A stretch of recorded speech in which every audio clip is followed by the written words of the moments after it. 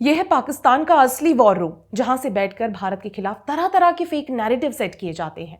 वही fake narrative जो आप भारत के पत्रकारों, संपादकों और बुद्धिजीवियों जैसे राजदीप सरदेसाई, अभिषार शर्मा, आकाश बनर्जी आदि आदि के वीडियोस में भी देखते हैं।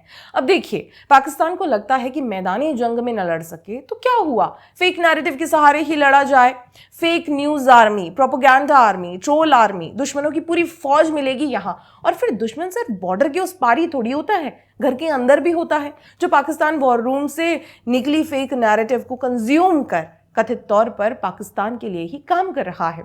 इसे इस तरह से समझिए कि ये एक ऐसा जाल है जो हर तरफ फैलकर वापस वहीं जाता है। यानी पाकिस्तान अपने वॉर रूम से फेक नैरेटिव को एग्जीक्यूट करता है, जिसे भारत के ये विशेष पत्रकार और बुद्धिजीवी कंज्यूम करते हैं और अपने प्लेटफॉर्म के जरिए उसे आगे फैलाते हैं, जिसे फिर पाकिस्तान अपने मीडिया चैनलों में ब्रॉडकास्ट करता है। इस पर भी हम बात करेंगे, उससे पहले ये देखिए पाकिस्तान ने क्या जारी किया है। 20 पेजों का एक डोजियर जो हाल ही में हुए सैन्य टकराव और ऑपरेशन सिंदूर पर भारत के खिलाफ है। और यकीन मानिए दोस्तों, ये भी पाकिस्तान के उसी फेक नैरेटिव वाले वॉर रूम से आया है, क्योंकि पुख्ता सबूतों के अलावा इस डोजियर में सब कुछ है, यानी propaganda and social media disinformation. इस डोजियर को देखा जाए तो सबसे पहले एक बार फिर पाकिस्तानियों से निवेदन है कि कृपया अपनी अंग्रेजी सुधारें, नहीं आती तो अंग्रेजी का बिल्कुल भी प्रयोग ना करें। पहलगाम नहीं होता, पहलगाम होता है।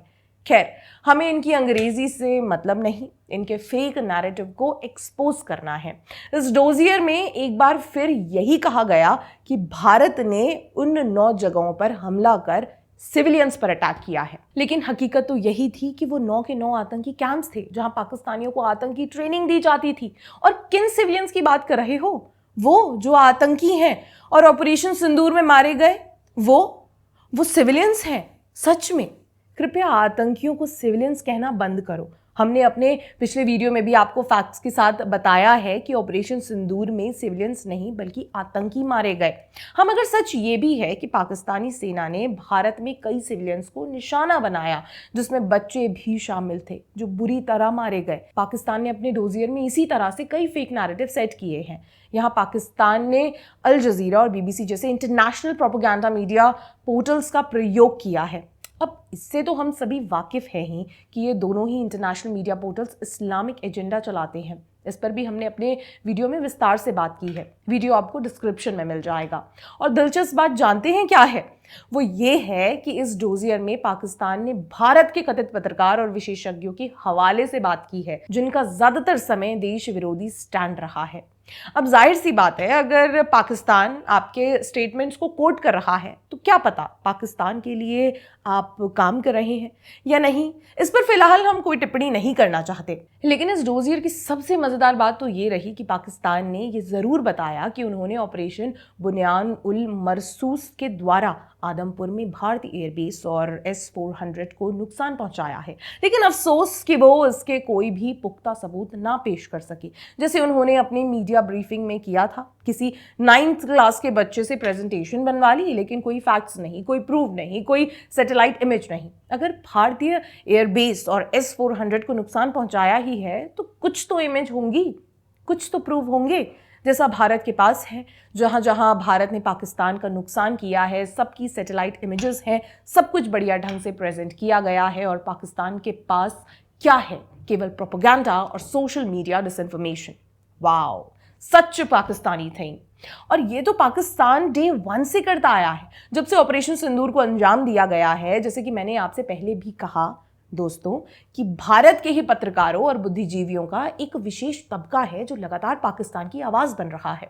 अब इन्हें ही देख लीजिए, कहने को तो नाम रखा है देशभक्त, लेकिन देशभक्त के वीडियोस को पाकिस्तान अपने मीडिया चैनलों पर चलाकर अपना एजेंडा सेट कर रखा है, क्योंकि ये सो कॉल्ड देशभक्त, बेटर टू से देशद्रोही, भारत सरकार के निर्णयों पर ही सवाल उठा रही हैं, जो सवाल पाकिस्तान के फेक नैरेटिव वाले वॉर रूम से फॉरवर्ड किए जा रहे हैं, जो ऐसे देशद्रोही कथित तौर पर अपनी वीडियोस में पूछते हैं। और इसमें ये अकेले भी नहीं है, पूरा इकोसिस्टम साथ मिलकर ये सवाल करता है या ऐसी बातें करता है जो सीधे सीधे पाकिस्तान का नैरेटिव सेट कर रही हैं। कितने भारतीय तैयारे तबाह हुए। भारतीय ऑपोजिशन लीडर राहुल गांधी का मोदी सरकार से एक बार फिर सवाल। भारतीय वजीर खारजा जयशंकर के इस दावे पर कि भारत ने पाकिस्तान को हमलों की पेशगी इत्तला दी थी। राहुल गांधी बोले, जयशंकर की खामोशी सिर्फ मानी खेज नहीं बल्कि तबाहकुन है। जयशंकर के बयान की वीडियो दोबारा पोस्ट करते हुए राहुल गांधी ने कहा वो फिर सवाल करेंगे कि पाकिस्तान को ऑपरेशन का पता न होने की वजह से भारत ने कितने तैयारों का नुकसान उठाया। ये खामी नहीं, ये जुर्म है। मजीद कहा कि कौम को सच जानने का हक है। ऐसे में कुछ दिनों में अगर पाकिस्तान के चैनलों में राजदीप सरदेसाई की शक्ल भी दिखाई दे तो चौंकिएगा मत। After checking and cross-checking with multiple sources, I can confirm that we did lose aircraft in combat. How many is best left to officials to authenticate. Did we lose at least one Rafale as the Western media has widely speculated? Look, there has again been no denial from the Indian side. And in the absence of a denial and based again on multiple source information, yes, one Rafale was lost in the fight. क्योंकि जिस हिसाब से राजदीप सरदेसाई पाकिस्तान की तरफ से batting करने की कोशिश कर रहे हैं, जल्द ही उन्हें भी पाकिस्तान के चैनलों में फीचर किया जाएगा। वैसे भी इनका पाकिस्तानी प्रेम बहुत पुराना है और ये जब तक 2-4 बार पाकिस्तान के चैनलों में फीचर ना होंगे, इन्हें संतुष्टि नहीं मिलेगी। वैसे एक बात है जो मैं यहाँ ज़रूर कहना चाहूँगी कि अगर भारत में रहकर ये पाकिस्तान के काम आ रहे हैं तो किस प्रकार के भारतीय हैं।